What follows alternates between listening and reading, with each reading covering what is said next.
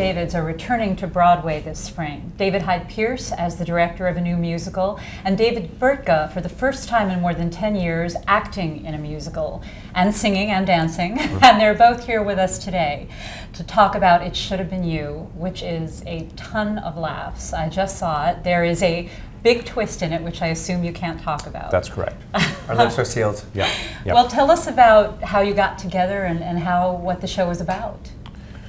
Well, how did we get together? I got a call from my agent saying, well, it was funny because I just recently moved back to New York about a year ago, and I happened to see Daryl Roth, the producer of the show, at a different event every week. It was very kismet, sort of weird, and she said, would you ever be considering coming back to Broadway? And I said, of course. So then I get a script sent to me from my agent saying, would you be interested in doing this part? I read it, I loved it. It had so much heart and so much love and super funny, and I hopped on board, and of course David was attached as director, and I always wanted to work. You did it anyway. So that's how I got involved. Yeah. And I had seen him years ago in Gypsy, playing Tulsa, right, with Bernadette? Bernadette Peters. Yeah. So I remembered him from that. So that was I was sold. Had you known each other at all socially? You're both theater people. You're married to theater people. Your husband is Neil Patrick Harris. Your husband wrote the play. It's hilarious. Musical, I should say. Had you known each other at all? We'd like crossed paths, right? In this sort of TV land. We'd see each other at different events, Emmys or award shows or dinners or sort of events, industry events. But we never really sat down and had a dinner, or we always tried to, but our schedules always were sort of... Yeah, and I think you guys sort of, your coming out to LA, Neil's show and all that was sort of dovetailing with us kind of finishing up in LA and moving back to New York and going back into the theater, so we sort of waved. We sort of missed each other, across country, yeah.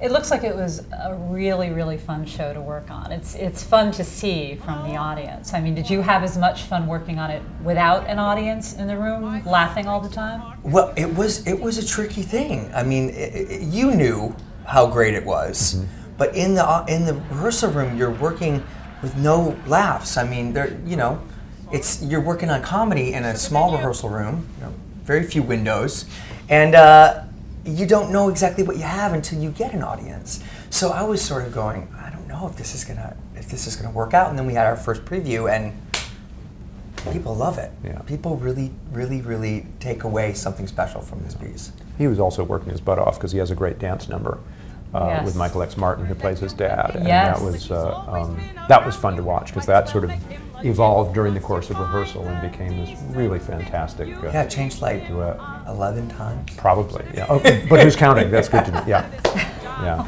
But well, this musical, for all of its laughs, I think it also shows you a lot about, makes you think about what family means, the different things that can mean, and is also about following your own path, which we see in the heroine, but also with other characters. So was that something that was a challenge to juggle with the very broad comedy and the song and dance numbers?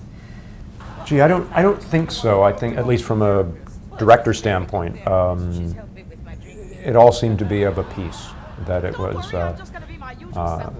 it takes place at a wedding, and a wedding is a place of heightened emotion for anyone. Just putting together a wedding is a horrible nightmare, and so those pressures lead to great comedy and also a lot of emotion, and so it seemed like just the right setting for everything that happens in the show. Yeah, I think everyone can take away something from it. Everyone can relate to it. Everyone's been to a wedding or has been a part of a wedding, and it's for Jewish people, waspy people, for gay people, for straight people, for anyone who sort of has found love in a certain way, but they do it in a very fun,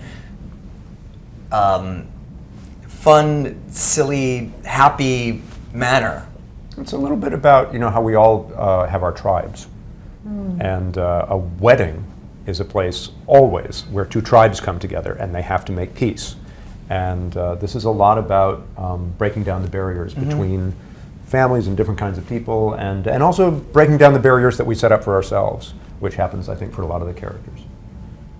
Well, I can't let you leave without asking about the David Brian issue. You said there are a lot of Brians and a lot of Davids involved Very with the confusing. show. Does that make for inadvertent comedy sometimes, or?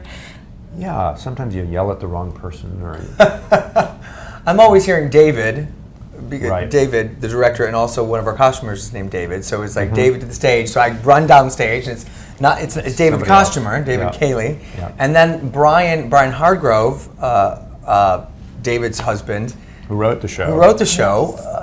My character's named Brian, so it's also Brian David Brian. It's Yeah. very Yeah. At least when someone says Tyne, we know who they're talking about. Then we're safe. Exactly. Tyne Daly, also wonderful Yeah. in the show. Yeah. Well, congratulations on this, and thank you for the laughs and the song and the dance, and for joining us today. yeah, Thanks, my Lisa. pleasure. Thanks for coming.